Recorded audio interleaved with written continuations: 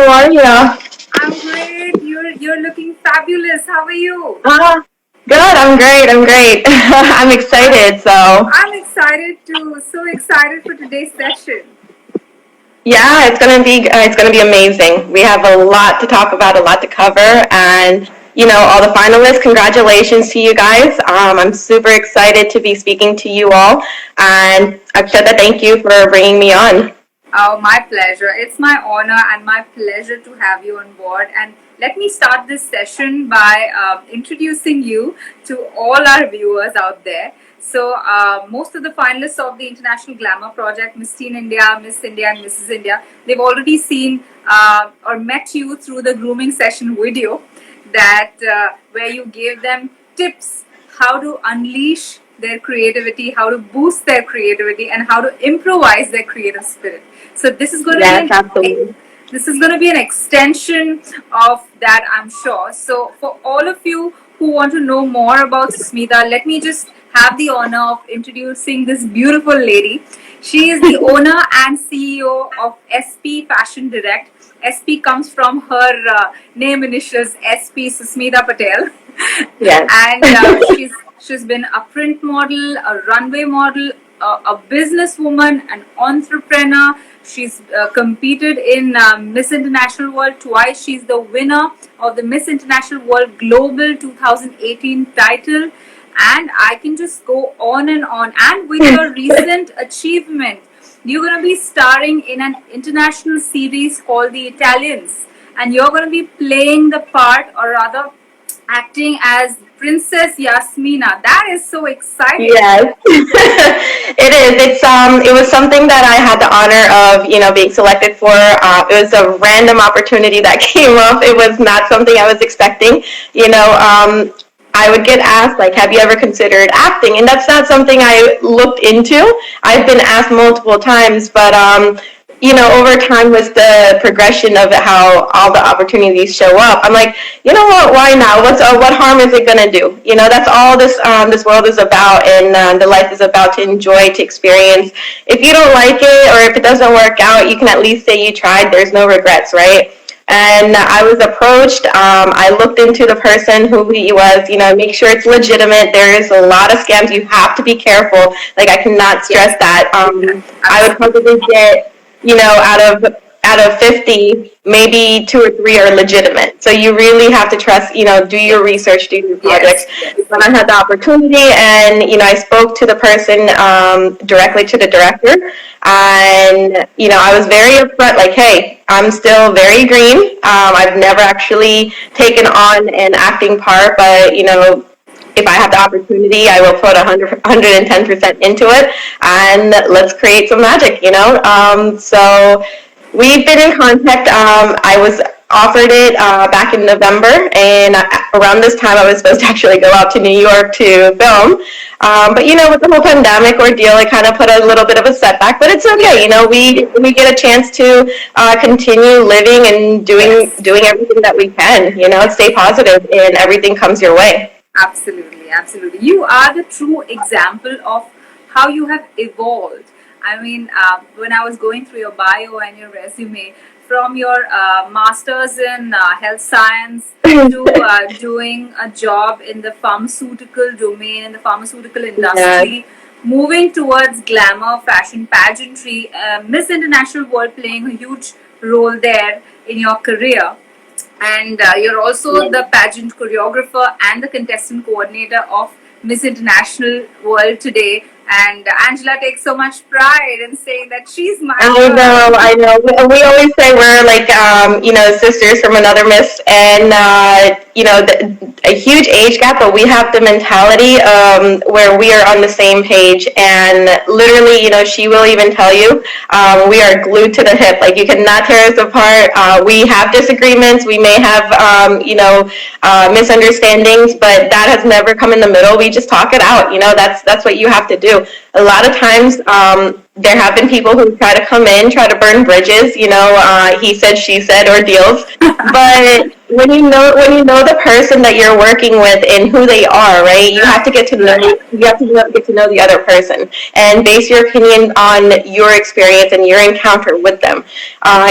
You keep in mind what others may say when you don't know who you're meeting for the first time, but keep that in the back of your mind. You don't want to make a prejudgment on a person and then already form an opinion of whether you're going to like them or not.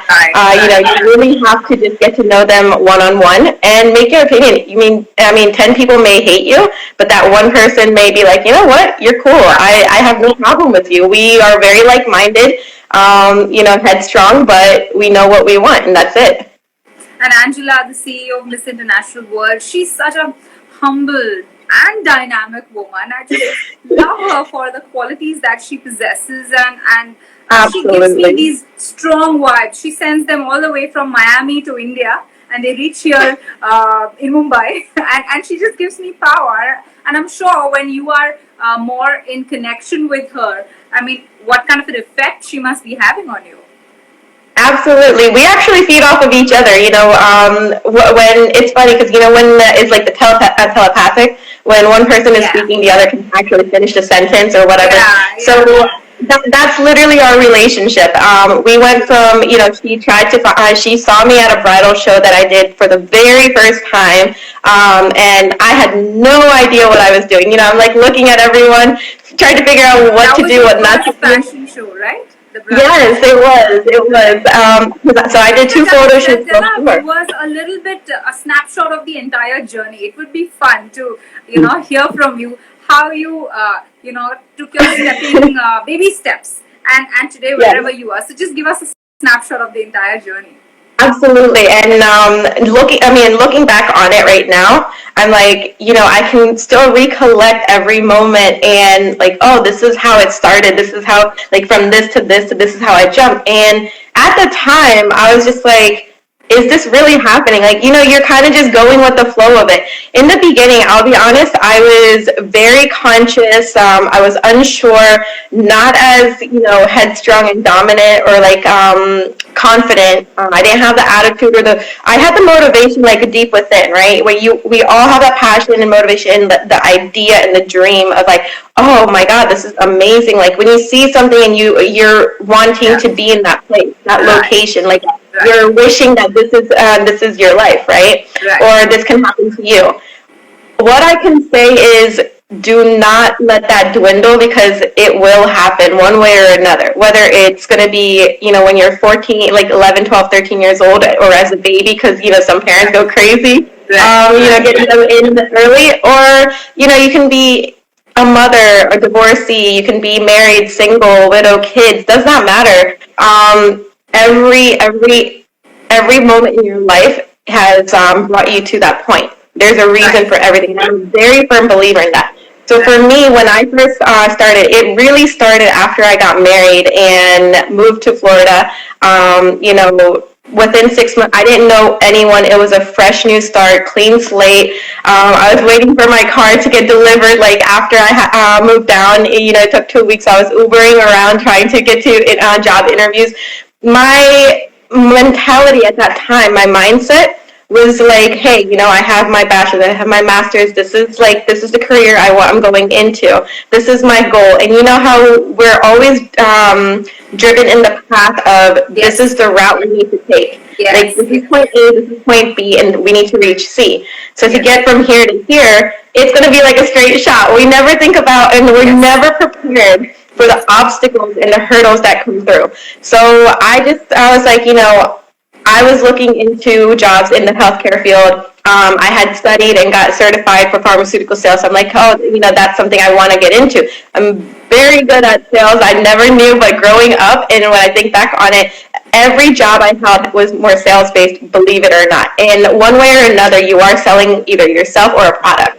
So I never knew that, but then I started to realize, that's where it is. I hate sales. Let me tell you that. I hate sales, so I never wanted to do that. But, pharmaceuticals was something I wanted to go into.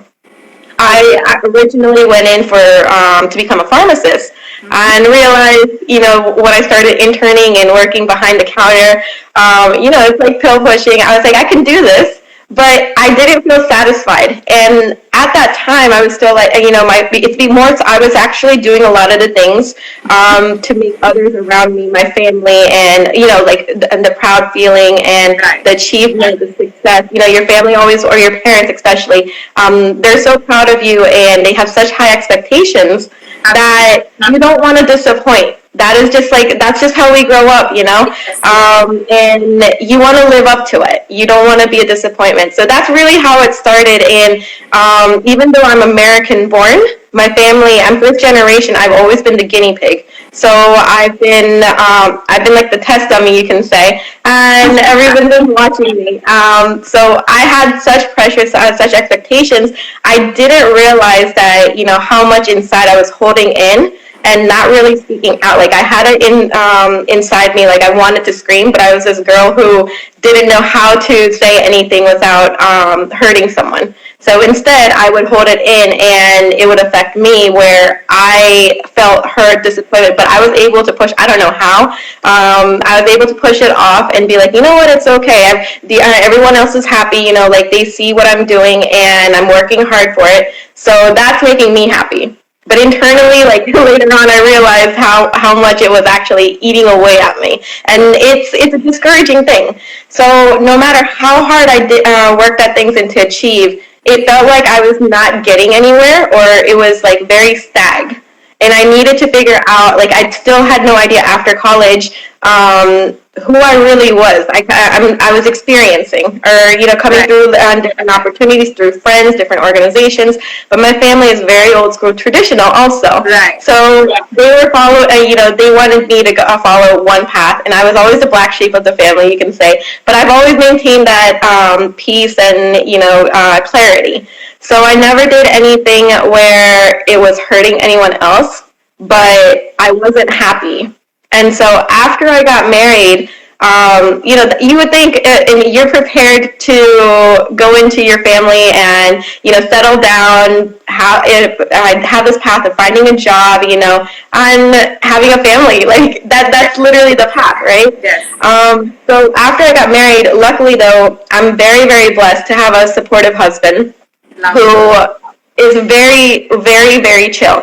And my in-laws, I cannot even begin to express how amazing they are. In the past 4 years that we've been together and I've been down here, not once, we haven't argued or fought, or I haven't been told, like, you have to do this, you have to do that, you can't do this. They go along with the flow. They know how it is. And my husband being the only child, he was super excited. He's like, awesome, I got a cool wife. I'm gonna support it. She's gonna move on. Like, and he's more the reserve type. I'm the outgoing, crazy. Okay. So you we balance each other. Yes, we balance each other. So after I got married, I started working with an insurance company just to get started with work because I could not sit around. I ended up finding a job as a pharmaceutical rep. I worked for 6 months before, it was a layoff ordeal because the territory was not working down here. And then I was back at finding another, I just felt like it was an endless cycle of trying to find a job down here. The market is very different. And so I'm trying to meet people. At this time, when you're not in school and you don't know anyone, it's difficult to meet someone unless you're really going out, networking, going to events. So I ran into some people and, I would get asked, oh, you're gorgeous, you're exotic. And when the word exotic comes into play, I'm thinking to myself, I always think of mixed people, like you have the features and everything like that. Right. So I didn't understand it, but I understand now where they're coming from. Right. And, you should try modeling. I know someone, you can do a show, give it a try, you can meet people. I was like, okay, why not? So I spoke to my husband at that time. He's like, if you want, you can. You're meeting people. You're not really doing anything at this point. You're trying to figure things out. So what harm is it going to do? Yes, give it a try. So I ended up doing a show, which it was an event. It wasn't really a show. It was like more of a showcase, mannequin style. Right. Then I ended up doing the bridal event, probably 6 months after I was down here. And from there, that's where Angela saw me from a distance. She came with a couple of her girls, her title holders at that time. And she saw me a few days later. I got a message from her and she was just basically introducing herself, saying, who she is, what she does, and thought I would be great. I should come try the pageant and at least see what it's about. And what was your reaction? Oh my God, I was just like, this is it. I was like, I'm shocked. Yeah, because on one hand I'm like, oh, this is awesome. Like I'm getting, and then on the other hand I'm thinking, is this a joke? Like, is it some kind of a scam? I don't know what this is about. So I was hesitant, and even at this point, I still had no confidence to a point where I'm like, yeah, let me jump into this. Let me give it a try. Let me go with the flow. Right. So I think she felt that based on the messages, because I was kind of like, I'd be thanking her and saying, oh, this is great. I'm not sure at this moment. I'm still kind of busy. I found every excuse possible. And yeah, because I was like, I admire, when I was younger, I was like, I would see it, oh, I would love to be one of those women up on stage, but I didn't think that was me. You have there is a stereotype to pageantry, as we all know. Right, there is a stereotype. There's a big stereotype, and I'd be lying if I said I'm not guilty of having that stereotype mentality. Right. So I was like, I don't with a certain stereotype in our mind. Yeah, pageant girls have to look a certain type, and then we have to blame ourselves for that mindset. Exactly. And then even with our side of it, so I'm not like the fair skinned, very slim girl. We all have different looks, and in like in the Indian culture, a lot of the times it's like everyone's trying to push you to be more fair. You have the fair and lovelies and all these other types of lighter tones, but the beauty is not in just that. It changed that for you. It changed that. Absolutely. So I didn't think I was. I didn't feel like I was worthy enough, or I didn't have the self-worth, I should say, and the confidence to feel like okay, if I put myself out there. I was still in the zone of what I care too much about what other people think and what they might say, how it's going to affect my family. Now that I'm married, like what are people going to say, Yeah. So I have to figure out, like, if I'm going to do this, where would I be crossing the line? How do I keep the balance between family life, being a married woman, and then also being able to do what I feel like I really want to give a try to, being American born and all. So eventually, Angela, she was like, come out to this event. Come on. I went out to 4 different events leading up to the pageant, because she's like, come out to this event. At least I can introduce you. You can see what it's about. It's not all just, there is charity involved. There is, appearances. But you'll see, the type of networking you come across and the type of people you meet, and that it's not like just any hoax. Right. And so I was like, okay, I don't have anything to lose. I don't have anything else going on. So on the weekend, I would go. I would tell my husband, like, hey, if you want to come, you can. This is where I'm going. This is what I'm doing. He was just like, no, you go. You go do what you need to do. Right. After several of those events, I had literally less than a month before I'm like, okay, I let Angela know, because I didn't think I had it in me to even get you still raised enough. That you had. Yes. Okay. So I still felt, and I told Angela, I made a deal with her. I was like, look, we have less than a month for the competition. I know, all the fees and everything need to be paid at least 60 days before. I don't, maybe next year, like, I'll be, there's enough time for me to prep. I don't know what I'm doing. Oh, so there's enough time for me to prep. Finding reasons to push it, huh? Yes. So she was like, you know what? Look, you can put down the deposit, and then this is how you can raise money. Give it 2 weeks, and we'll go from there. Okay. She was so sure I would come in. She was so sure I would come in. Yes, and at that time I felt, how is it that someone sees so much in me based on like the very little encounter? It's on first impressions. But how do you know, like, that this person has so much potential and that this person has to come in, right? Just has eyes, I guess. She just had it, and I didn't, like, that was something I didn't see in myself. I lacked that, it's a flaw that I have. And over time, so within the 2 weeks, I actually ended up raising more than I needed to through just putting out, family, friends, like donations and everything like that. And she was like, see, I told you. And so I went in. I kept an open mind at that point. I was like, I forced myself. It was such an uncomfortable position at that time for me, but I had to force myself to keep an open mind. And the three things that I said to myself was, of course, I don't expect to win. It's the experience. It's the experience of it. Because at that time, like I said, no preparation. The second thing was, I'm gonna get to meet some great, like, empowered, strong-willed women that I would love to, be in a circle with. And Right. three, it was, I'm gonna make some friends. Like, I didn't have anyone, so I'm like, at least I'm gonna make some friends, and they're local. So, and believe it or not, the experience of it was incredible. From like the moment I stepped on, and I would look around. I am guilty of when I say, I would look at another person and say, oh my gosh, she's gorgeous. Like, I don't even know what I'm doing here. All these doubts creep in. Self-doubt. But Yeah. Yes. yes, but I was just like, Glad you're bearing it all, because I believe so many of the viewers are watching you. They're connecting to each of these points that you're saying, because all of them have gone through that moment of self-doubt. They've had to muster up that courage to even come for the absolutely. audition. Forget getting selected as a finalist, but even that first step to register and It means so that much. stuff. That is the biggest step. It's not even like, these are little steps you're taking. For us, it is a really big step. Like when they say you're taking a leap of faith, you really are. Yes, And that's a leap of faith. the Yeah, fact that the fact that you can muster up enough courage and confidence to be able to take that first step and say, listen, I know where I come from, I know who I am, and this is what I have to give.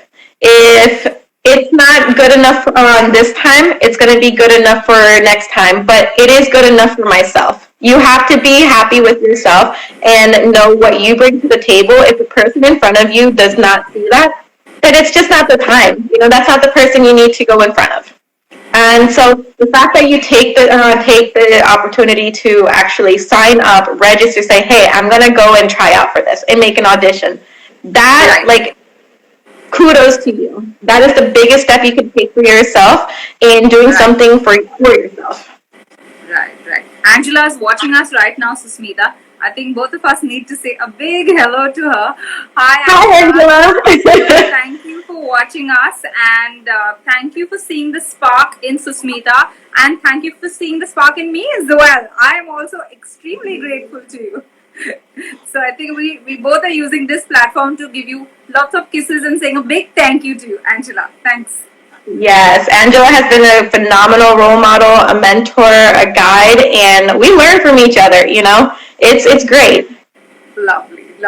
So I think, Smita, now that you've given the viewers a brief into your entire life journey, let's take on a few questions that they have sent in for you. Yeah. So I'd like to start with this one question. Okay, let me start with this. Somebody sent this question saying, you've always been proud of your skin color and looks. Can you give us ladies some tips how you can carry yourself so confidently? Yeah, so as I mentioned a little bit briefly earlier, I never was comfortable in my own skin before. Going through, entering this pageant and then actually making the experience and meeting all the different women, they're from all over the country, right? You have different complexions, different skin color, different features, and basically when you go through the experience of it and other people you meet, when you network, when you go to events, people approach you and what other people see in you and how they look at you. It is a motivator. It is like a confidence booster, but don't solely just stick to that to be able to feel good about yourself.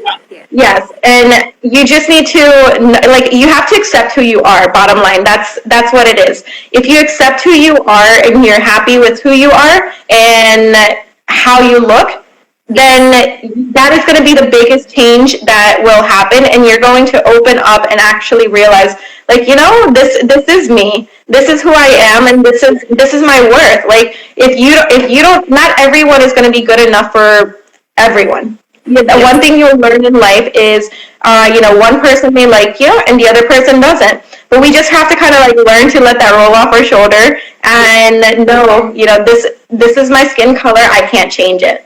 This is my personality. If I have the bad habits, I'm gonna learn to change it to make them positive, right? Right.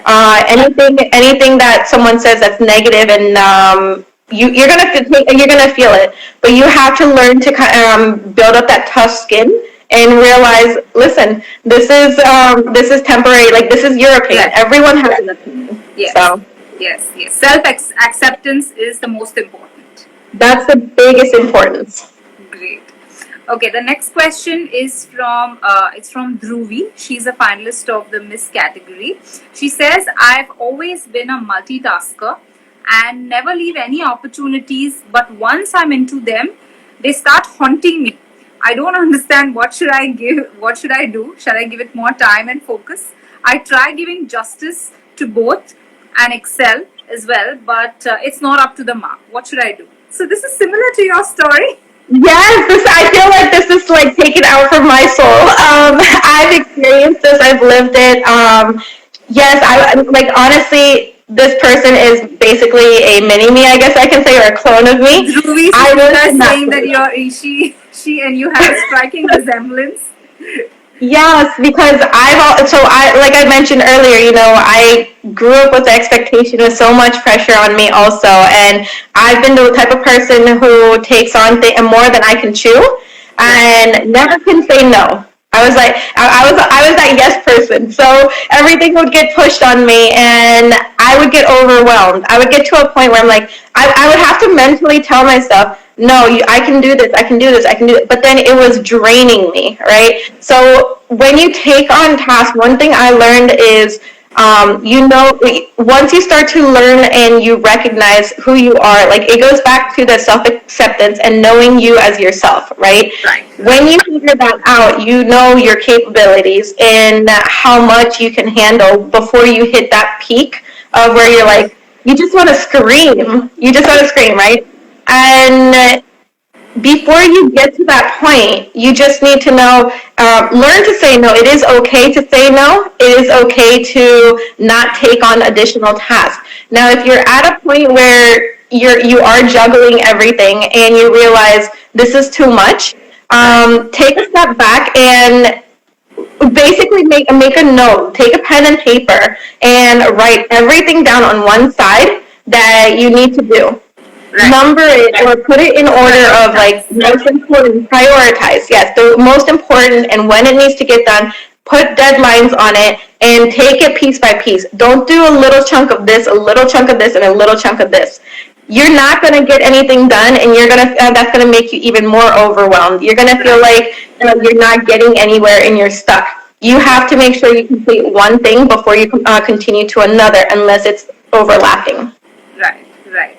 Okay, that was great. So I think, Dhruvi, you've heard Susmita very well, and I think she relates to you in many ways. So please note down all the tips that she gave you, prioritize, and then you will always do justice to what you really believe in and what you really want to do, rather than amassing everything and trying to do a little bit of everything.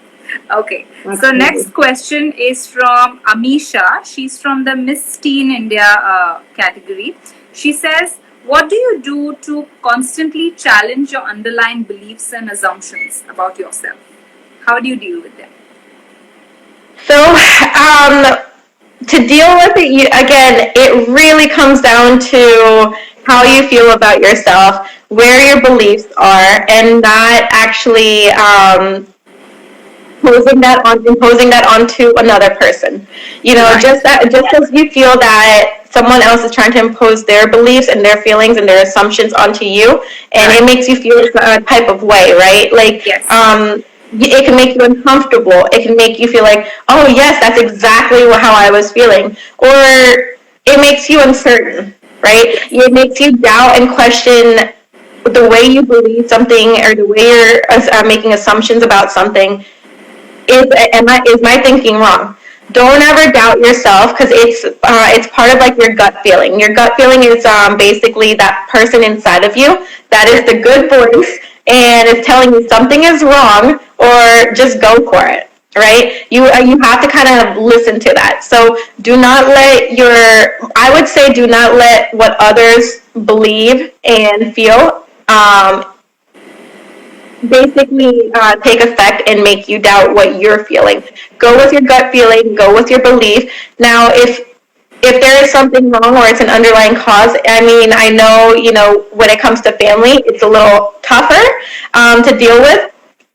Do it in a way where they're not going to feel hurt or embarrassed, or like as if you're doing something wrong. It is a borderline. It's like that fine line you have to figure out, and only you can figure that out, because it's the people around you. Very well said. Only you can figure out, and listen to your heart. Your gut feeling will never be wrong. Absolutely. Okay, she has another question for you. How do you keep your feelings separate from decision making? Yes. So honestly, your feelings do go hand in hand with decision making. Obviously, because it's tougher dealing with family and family friends, because with the conservatism and the mentality of what other people think, and the reputation and everything like that, it's very difficult, and especially as a woman. So when it comes to certain decisions that you need to make and what your feelings are, you have to be just about 100% sure, like, this is what my decision, this is how I feel, and this is what I need to make my decisions on, right? Right. Will it affect family? Then you also have to take that into consideration. But now let's flip it to a business minded side. If you have a business or you have a goal, it's something that you're working towards. What is the best decision for you that you feel? But it is not something that maybe a majority are going to agree on, right? So now you have to kind of separate the feeling from the decision you need to make, in the sense of, you have to kind of make, again, you can write it down. You can either visualize, or you can write it on paper and make the path. If I were to make a decision 1, 2, or 3 on this certain scenario, then what are the outcomes for each? And then put your feelings into it afterwards, and because you also have to be happy, and you don't want to regret anything. Right. So your feelings have to also play into a role of decision making, but it is very situational based. Wow. So reason out everything very well, and then let your emotions come in, right? Absolutely. So all these are connected to our topic today, which is find your calling. And find your calling through pageantry, because both of us have been pageant queens. So tell me, Susmita, how does pageantry really help you find your calling, and what are the processes that one really needs to go when somebody decides to participate in a pageant? What is that magic that allows a person like you, allows a person like me to actually find their calling through pageantry?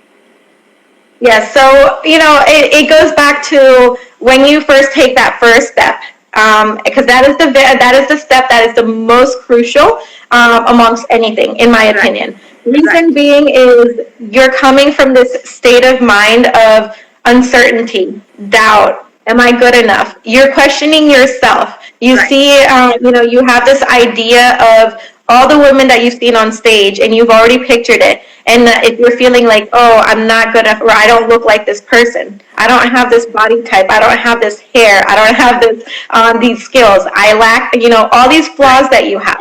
Right. All of that is really consuming you. That's really consuming you. So when you can kind of muster up enough confidence, enough ability to be like, let me just take, this is where I am. All I need to do is just make that little push and make the step go forward, right? And that little push is the biggest push that you will get in your life. And once you make that decision to give it a try, you have to keep an open mind. You have to just go with it. Do not second guess, and do not fall back. You take one step forward, but then you have to keep striding to go forward. Do not go 10 steps back. Right. So that is the first step you can take, and the biggest step for you. Once you take that, don't be in a state of mind that it's a competition. Yes, it's a competition. You have to keep that in mind, but you also want to be humble. You want to stay true to who you are. You don't want to change for what you're seeing or what you think Yes. people are expecting out of you. Yes.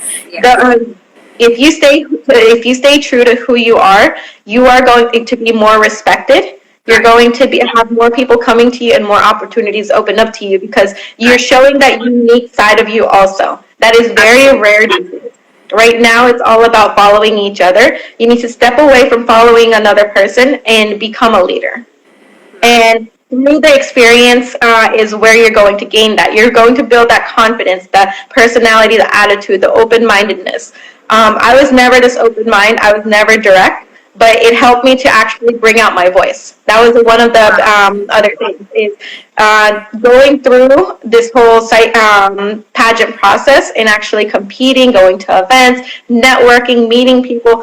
I was able to finally feel comfortable enough to be able to put my ideas, my views, any questions I have without feeling like someone's going to say, "Oh, that's a very stupid question," or "What kind of like? Why would you ask?" I was very naive. Some people even said like in the beginning, I have this innocence to me, and so all of this is coming out, and it's a conglomerate of the whole thing, and it really brings out the person you are versus the person you had become because Right. that was expected of you. Right. So pageantry, in a nutshell, it's made you more social, more confident.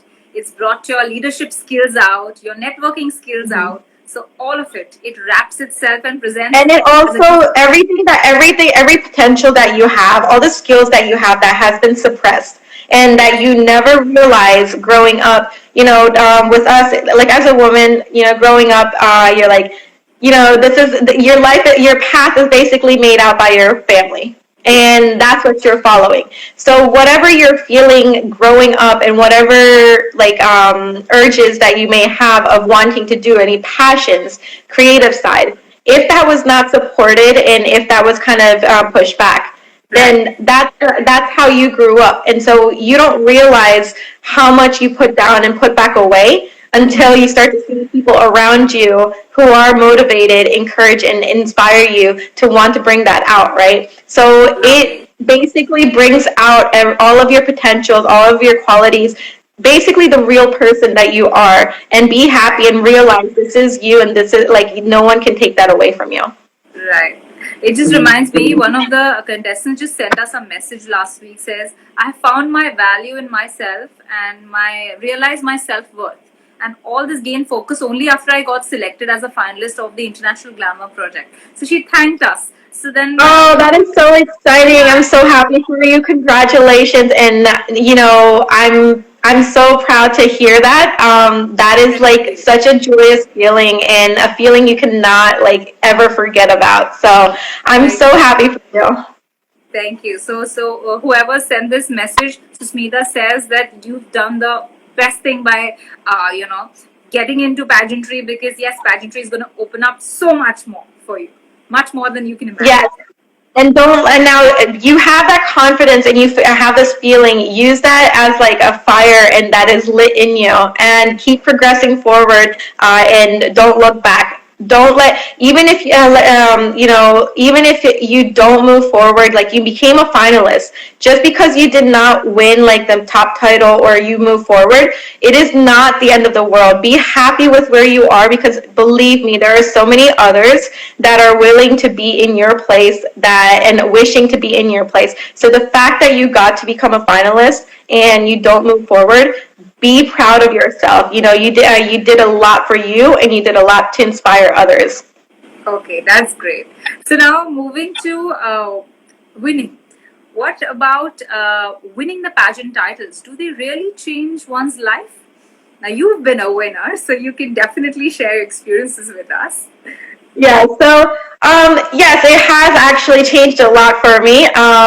Once I won the title, everything moved at such a fast pace. From I just won a title to within like 3 months period, I ended up having six publications. Multiple photos. People really approach you.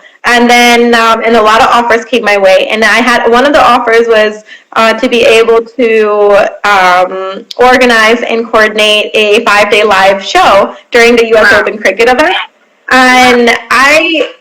And going back to the point of multitasking and taking things on, at this time I'm like, I didn't have time to really process or think. I'm just like, yes, yes, yes. Like, I'm taking up so much, and I Wow. didn't realize how much because I did become overwhelmed. But I was like, I only had one. Listen to this. So a 5-day live show to do a full production, right, with models, designers, entertainment, everything, and I had 1 month. Oh, So that's tough. yeah, and I didn't realize it was for like in 1 month's time. I'm like, okay, I'll have at least like 3-4 months to be able to. No, after I said yes, so I didn't. One of the things was it was a learning experience.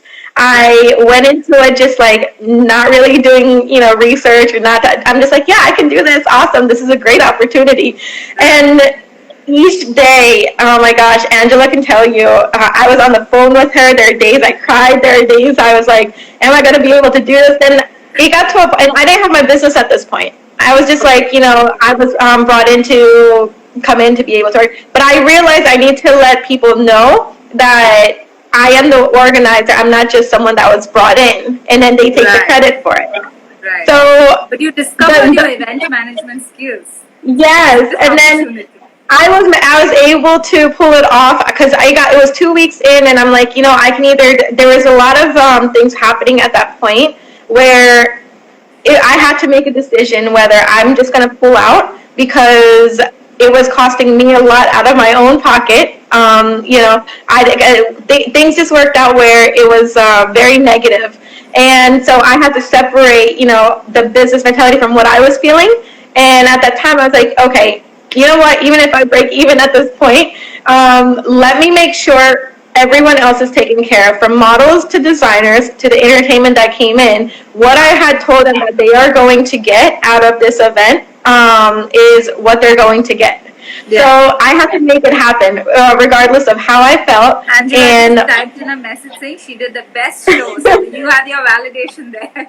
yeah, it was basically it was a good experience in a bad time, and But you got to overall, learn because so much, and you got to yes, network one of so the things much. I You got learned the so much to a opportunity. point. Don't just jump in. Do your research and make sure you have contracts and everything like laid out before you Right. start anything. I was at a point where I had too many people from my side involved that if I pulled out, it was not only going to affect them, but I just got my name put out there as this is what I'm doing in my business. That before it even got started, it was already gonna like go downhill, and then that would have been the end of it. So I had to basically pull a rabbit out of a magic hat and make it happen. It happened. I had 5 days. It was a success, and Angela was one. Made it She happen. saw a side of me. She saw a side of me that she never saw, and no one really sees. When you get to a point you're frustrated and angry, and you have a whole other side. Right. But we've been through it all, and it's all these experiences that are learning opportunities. Where you see is you feel like you're going into a black hole.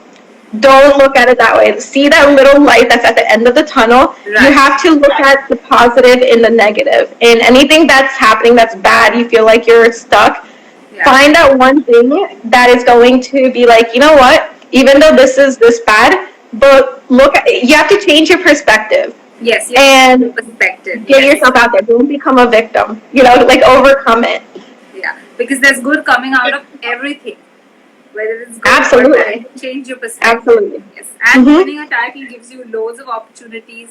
The network that you It did. create, It the went new from people that. that So I got to open my business. I got more opportunities to do runway, print, commercial, and then this wow. acting opportunity came up. It wasn't even things that I'm actually searching and venturing out to look for because I didn't have the time to be able to do that. I'm only trying to keep up with everything that's coming my way. So Yeah. it's not always. Yes, you have to go out there and put yourself out there. Make sure you're casting, you're applying, you're doing all of these things. But there's so many times that for me that personally came up where I didn't actually go looking for certain opportunities. They They came came to to me. you. Yeah, They came to that's me, what. and it was so fast. It was so fast. And the 2 years, like, just flew. 2 years, it feels like it was just yesterday.